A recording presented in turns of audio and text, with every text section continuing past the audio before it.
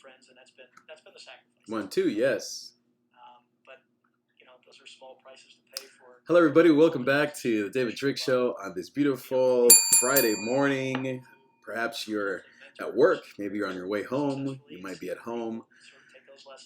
Maybe you're watching this after the fact. Thank you for coming back to my channel. Welcome to this video. Thinking about the idea of why I'm so excited about media and why I believe in creating content such as this.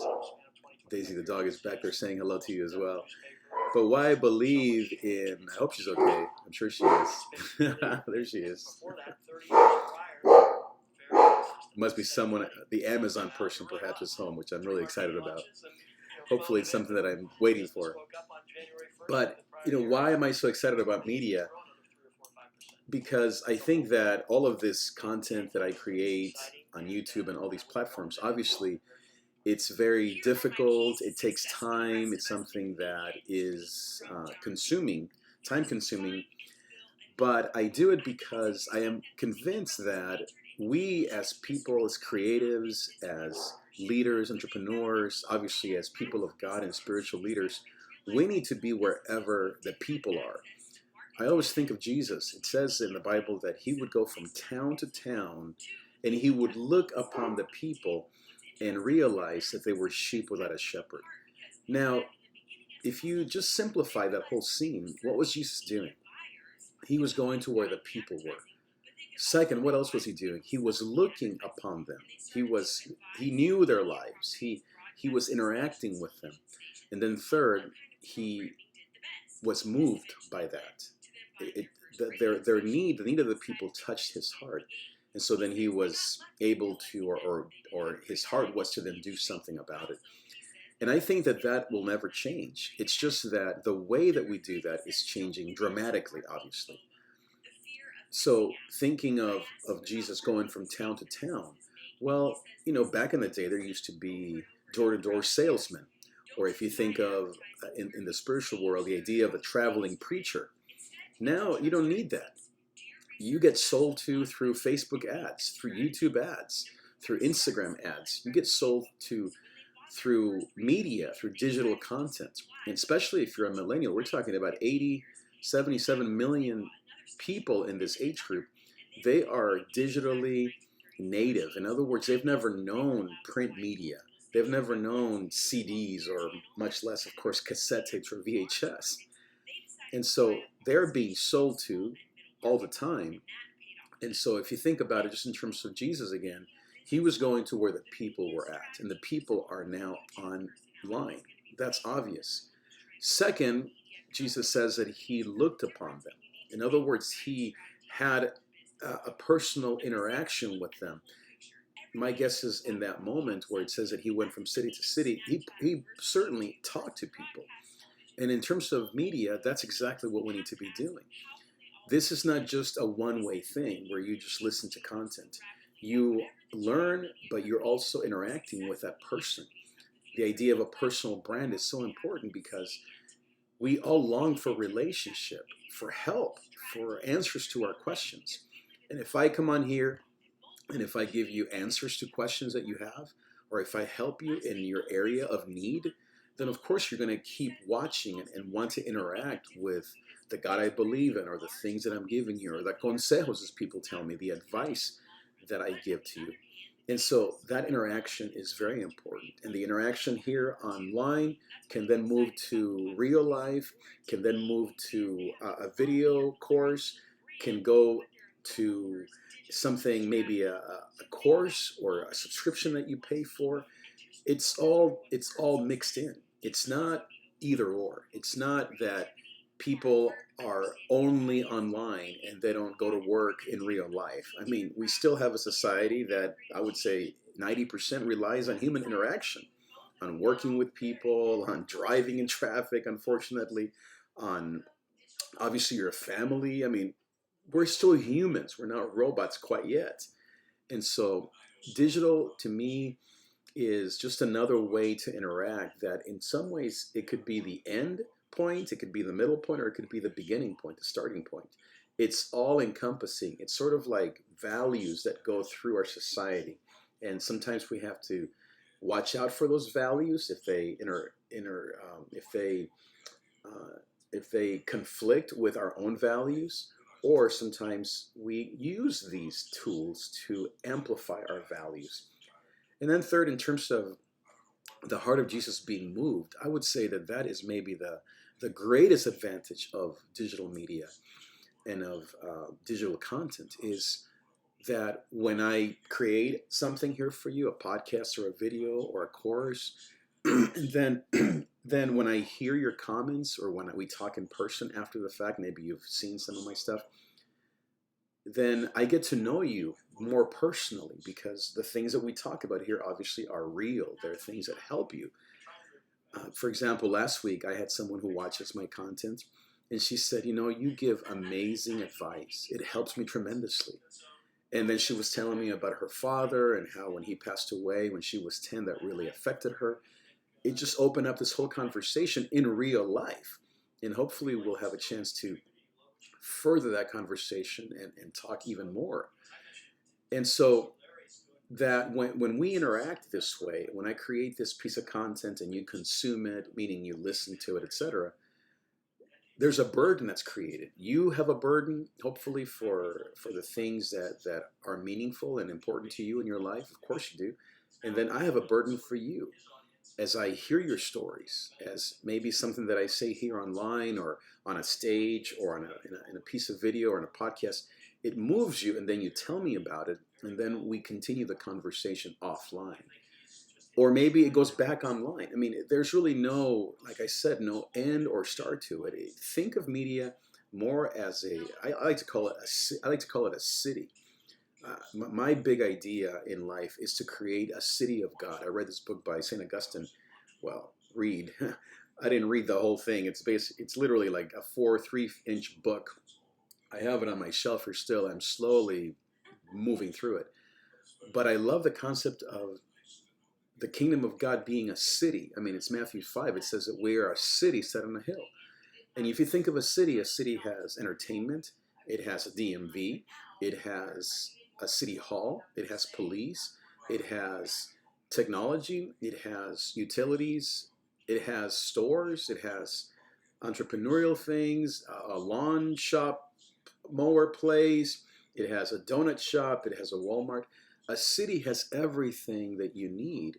And the idea for me of the church is that we are a city of God, and that content online is just another way to serve you and to interact. It's not the only thing in this city, but it's an important part of the city. And as I said, there is no real end to it. It's more of a globe, more of a three-dimensional experience where you come into this podcast and maybe you're listening and you're enjoying this, or maybe you don't like that content, so you move on.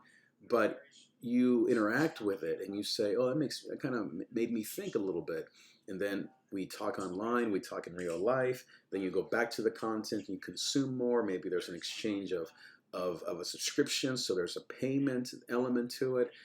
A lot of it is free. I mean, you have all of these natural things that happen. It's just now through the digital space. But it's the same thing as you go into the doctor and you paying your copay through your insurance, whatever, and then you get that medication for your need. It's the same thing. It's just that the digital space is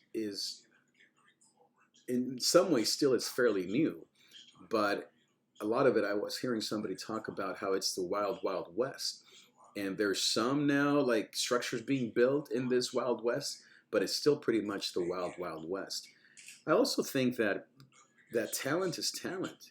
All of us in any area of life, let's say the whole thing of a doctor, you're going to go to a doctor that you like, that is a part of your insurance company, a doctor that you feel like she or he knows your needs, that understands you, that maybe has good bed manners, or that is young, or that's a woman, or that knows OB-GYN stuff, I don't know, OB whatever, or that knows male stuff, right? Meaning you're going to pick and choose the doctor that fits you. The same thing with media. You're going to look at and watch the best content that's out there. If someone is beautiful, you're going to obviously want to spend time with them, like me. If someone maybe isn't that attractive, but what they say is amazing, you're going to want to listen to them. If it's going to be a piece of content that's on audio, you're going to spend more time with it because it's more kind of behind the scenes. If it's video, you want it to be entertaining or fun. Also depends on your mood. You may not obviously always be in the mood to learn. You want to laugh, and so that's why I wear my Goso hat sometimes, and that's why sometimes I have guests, and sometimes I have my daughter or our two daughters that do a podcast, or my staff. You see different things from me because I consider myself a media company, a city just that is using these tools to get my message across. But the message is still the same. It's me. It's you. It's all of us as people that desire to help others, to love the world, to love God, to help people in need, to do whatever we can to make this world a better place, to help people, in my case, believe my three core values, to be healed, and to also succeed at life. Or as I used to call it, ACL, to find grace in, to find their God-given adventure, grace in crisis, and discover what they love. It's the same thing, ACL, or believe and heal and succeed. It's the same thing. What is that? BHS, BHS. So in this day and age, I think that media is such an exciting thing. What I'm against, I guess if you want to call it that, is consuming media that is superfluous, that is a waste of time. So looking at people's Instagram page, and especially if they make you feel bad, or counting numbers or views, or even keeping up with your family can sometimes be too much. I mean, how many updates do you need from your family? And I would say that most people, that's not why they're online. They're there to kind of, I don't know, chismear, to kind of keep up with the Kardashians per se. And as I said, a lot of times it makes you feel bad and anxious and depressed, and you feel like you're not as good as these people. You compare your views and comments and likes. That whole system is really, to me, evil. My wife has always told me, and I think she's right. But I think that if you use social media and these platforms to create content, or to consume content that actually benefits your life. Let's say you want to learn Mandarin and you go and you listen to Mandarin being spoken, or if you want to have a lifestyle kind of channel like mine, a spiritual and tech lifestyle channel, then you come here. And so I think that if we are consuming content that benefits our lives, fitness or vegan stuff or health, whatever it may be, then we should go to these places, especially because it's free. But if we're just spending and wasting time complaining or arguing over politics, then what's the point of that? So I think that as we move forward into this second half, almost summer of 2019 and into 2020, my commitment is to create more content online, is to go even deeper into media content, to work together with our beautiful daughters to create Trig Media as a company that is creating spiritual and beautiful content, so that you can come on here and feel just happy and like your life is better because of what we're creating. And obviously Canela and Isabella are just amazing, beautiful young girls who can help, I don't know, shape in many ways a lot of how their friends think, just because of their very strong and very passionate opinions on life and lifestyle and veganism and all these causes that young people have today, but from a spiritual perspective, a faith-based perspective. And then other people that may come on this channel. To me, Trig Media is like a network. Like you think of Oprah, or you think of Larry King, or you think of Google, or you think of Apple. Apple and all these people, they create a platform where different stars, quote unquote, come on and produce content. I envision us selling products. Let's say if you want to buy my Goso mugs or t-shirts, then we will have like a QVC or HSN, Home Shopping Network style of selling cups and t-shirts and hats here. And you can see the prices, and you can see someone putting the hat on and putting the t-shirt on, and just like HSN.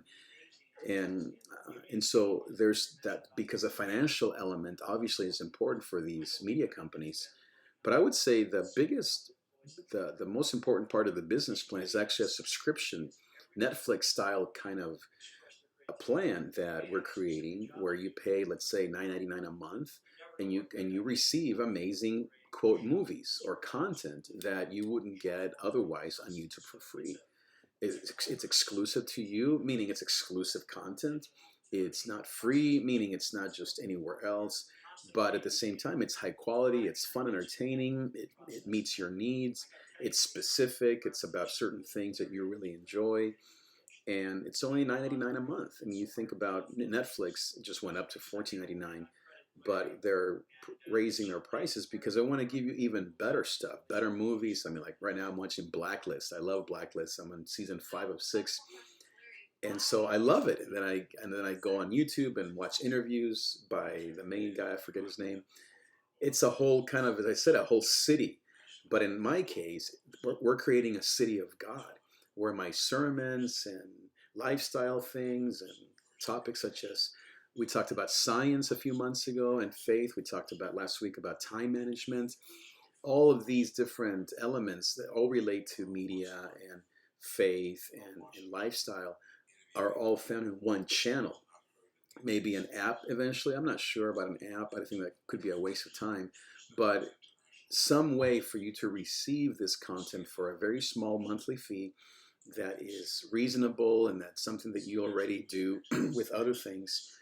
And then, as I said, the selling of products. I mean, it's like an Amazon meets Netflix, where we also sell products that, because of, let's say, Canela, you see her on camera and you say, wow, her hair is so beautiful, or her eyebrows, then she can sell the content, kind of like a Kylie Jenner type of thing, where she comes on here, and because you admire her and you respect her and you know that she's an amazing person, then you want to buy her products, or you want her to do your daughter's makeup for the prom or for the summer, whatever it may be, a birthday party or quinceañera.